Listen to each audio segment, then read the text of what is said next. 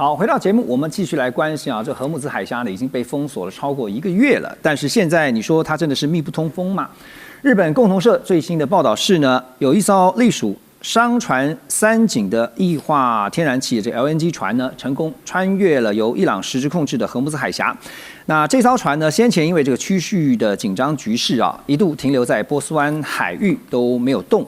那结果呢，这个读卖新闻也报道说啊，他说这艘邮轮的全长是大约340公尺，最大载油量是达到31万公吨。根据日本经济产业省的推估，它这个装载的数量呢，可以提供日本1天的需要。彭博也报道，阿曼有2艘超级邮轮，还有1艘 LNG 船，似乎也沿着阿曼海岸线进行这个行进中，然后呢，取到荷姆兹海峡南侧水道往东驶入荷姆兹海峡。这个路线明显偏离了最近大多数的船只所使用的北线，也就是穿越伊朗拉拉克岛跟格什姆岛之间的航道。一天统计下来呢，大约就有400万桶的原油似乎也通过了荷姆兹海峡，也创下美伊开战以来最大单日的流出量。当然，这个外电也报道，就是刚刚讲到说呢，包括刚刚讲说阿曼的船，还有就是一艘法属的这个货轮也通过。好，那现在呢说要开放这个荷姆兹海峡，怎么开放呢？也看到最近的外电讲说，法国跟南韩领袖见面，也说呢要一起来努力啊，看怎么样能够为开放荷姆兹海峡尽一点心力啊。现在荷姆兹海峡在被宣称说是被封锁的状况之下，可是看到刚刚像法属的，还有阿曼啊、日本的游船接连通过，这些邮轮商船通过的逻辑啊，从路线或者说其他一些因素来看的话，我们怎么看出当中的逻辑？大师，逻辑就是，其实荷姆斯海峡本来就是一个战略啊，还有这个战术的工具嘛，就是美国跟伊朗战争中间的一个很重要的一个工具。那所以他一开始他的做法的话，就不是全面性封锁，他全面性封锁只是一个开头，最后用选择性的封锁哈，把荷姆斯海峡变成伊朗跟这些大部分原则上保持中立吧的国家的一个怎么样交换的一个工具跟筹码，这种角力。哎，对，所以就是说，伊朗事实上在这次战争中基本上是不孤立的，基本上是不孤立，甚至连对于这个美国这么倚重的日本都说，当着美国的面说，如果战争停止的话，我们会派几艘扫雷艇，去扫雷。那原因是什么？因为日本92%的能源是从荷姆斯海峡那边运出来的，所以荷姆斯海峡是掐住日本的经济的脖子。那他如果能够把这个荷姆斯对他打通就够了，能不能对全世界打通不重要。即便如此，日本也不是一面倒的倒向美国，所以每一个国家都想说，你开不开没有问题，对我开就可以了。所以呢，没错，伊朗就可以个别的、单独的一个个摆平，各个击破。每一个要钱是小事，还有很多政治的条件。那这个政治的条件会让美国感到非常的孤立，而且美国会感到背刺。这是什么？这个盟友也不支持我，不给我基地。然后呢，这个什么也不支持，那也不支持。川普不就是天天在骂街吗？我看可能都是荷姆兹海峡效应。那这些国家去跟伊朗做暗盘交易的时候，他不会让人家知道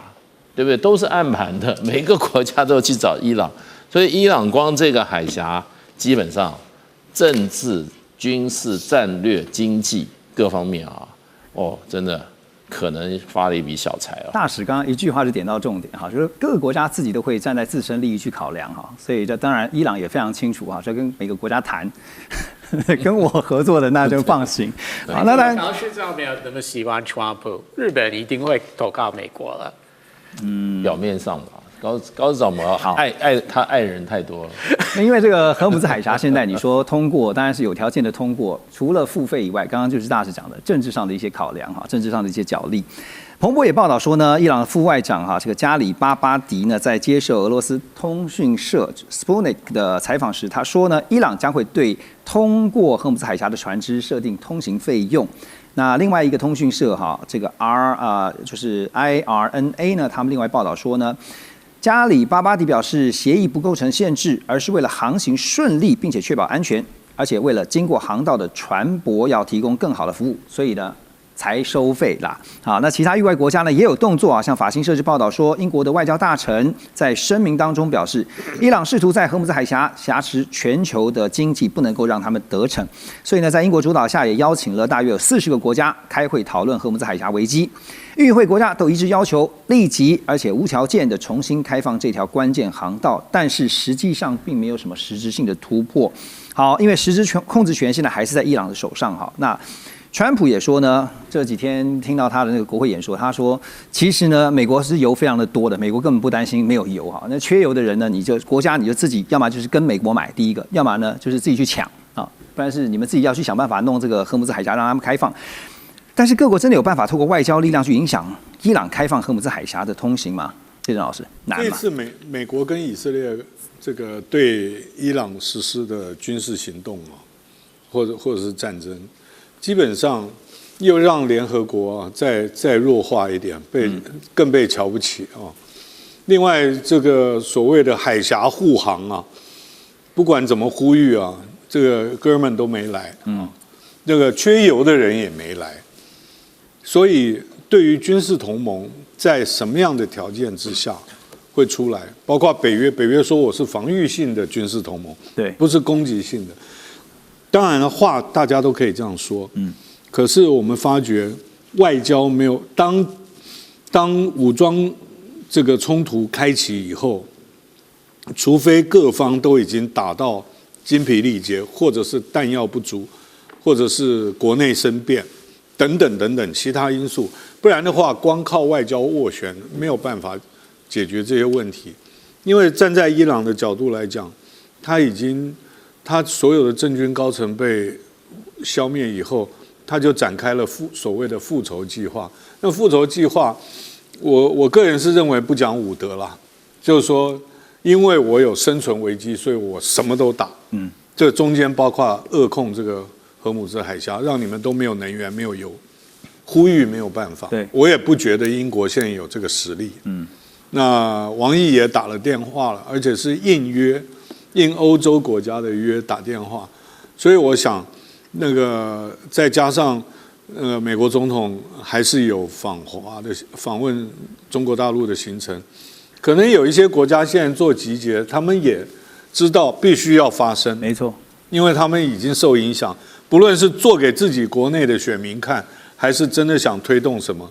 总是集结一股力量，那个作为一个基础。对，另外可能就是期待北京可不可以帮一点忙。但从伊朗的角度来看，他们现在不是也陷入到一个生存危机嘛？所以刚刚讲说不讲武德哈，但是无奈中的不得已啊。那奎波老师又怎么看呢？现在荷姆兹海峡要通行这件事情，当然刚刚大使也提到了哈，它是一个非常有利的谈判工具。这一个荷姆斯海峡对伊朗来讲，真的是战略还有生存的命脉之一啊。所以他从过去其实他就坚持说，他对于沿岸经过的船只，他都有监控啊，甚至是主决的这种权利。那你说这权利哪里来的？伊朗说，因为我没有签联合国海洋法公约啊，他应该讲说他签了，但是没有批准，应该这样讲，我修正一下，他没有批准，所以海洋法公约对他没有用。我们讲的这种过境通行权，就是我船只经过这沿岸了，我只要不骚扰沿岸国家就好了。伊朗说没这件事，因为我没有同意这个海洋法公约的说法。我要做的就是根据我的安全还有生存的威胁，我必须要对沿岸的这些经过船只，我想检查的时候就检查，对，想拒绝的时候就拒绝。那这也就是为什么这个伊朗的副外长讲说，我们为什么要收费，是因为提供更好的服务。这是什么服务呢？难道是护航吗？没有啦，就服务就是我不打你了，我不抓你不打你，这就是我的服务啊。我觉得这是伊朗的解释。那另外就是说，伊朗他在这一方面，他很清楚的了解到美国不太敢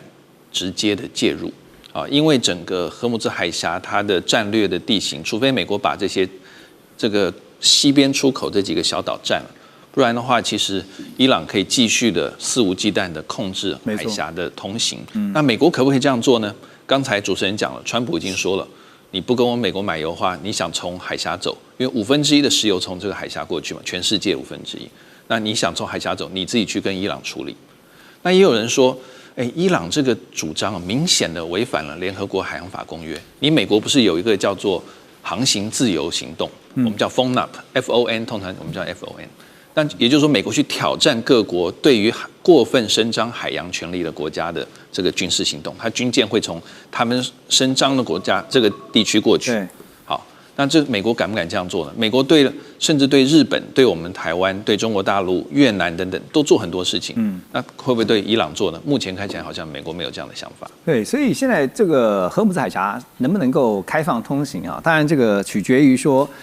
各国的态度。可是川普也讲了，这个是跟美国没什么太大关系，因为美国不需要油嘛。现在受影响的是你们这些国家哈。所以当然，他一方面也在上个月呢，就要求说 NATO 哈，就是北约要派出海军啊，协助美国现在重启荷姆兹海峡的顺利航运。但是呢，就遭到了这些欧洲盟友的拒绝哈，因为理由是什么呢？是不可能在冲突进行时去介入。那《金融时报》也爆料呢，说部分国家更是直接说，哈，是当前的中东战争跟自己是没有关系的，不是我们的战争啊 ，It's not my war。那川普因此也威胁哈，就说，那你们如果这样的话，那我就要停止，好，像 PURL 来供应武器。这个 PURL 其实就是呢，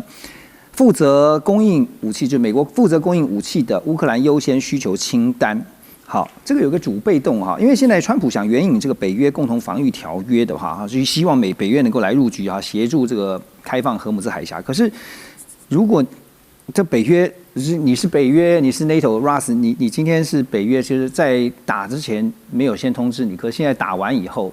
然后造成了荷姆兹海峡被宣布封锁，现在又要你来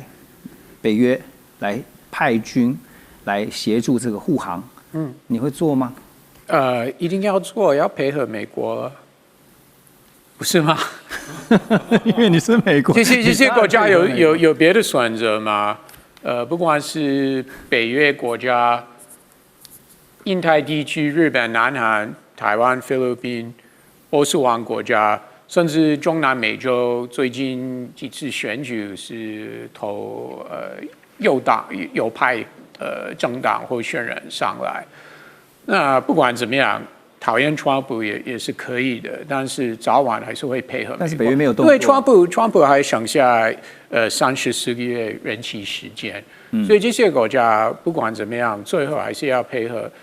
美国，不能对抗美国，这个是不可能的。那不一定会派军舰来帮忙，但是还是有其他方式可以提供帮助给美国，或者让川普满足，或者避免川普有对他们有什么，不管是贸易方面或其他方面的反感的动作。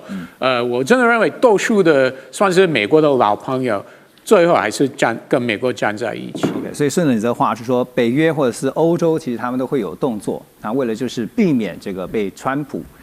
在事后没有别的选择，真的是没有别的选择。但是实质上的动作可能有住太久了，想法跟台湾一样。OK， 实质上的动作到底有什么呢？目前还看不到。我们先休息一下，马上回来。中美互动牵动全球，美中竞争，地缘争霸，外交、军事、科技、经济，多元观点，权威分析，一同掌握2026全球新秩序、新赛局。每周6日，寰宇全世界带您走进全世界。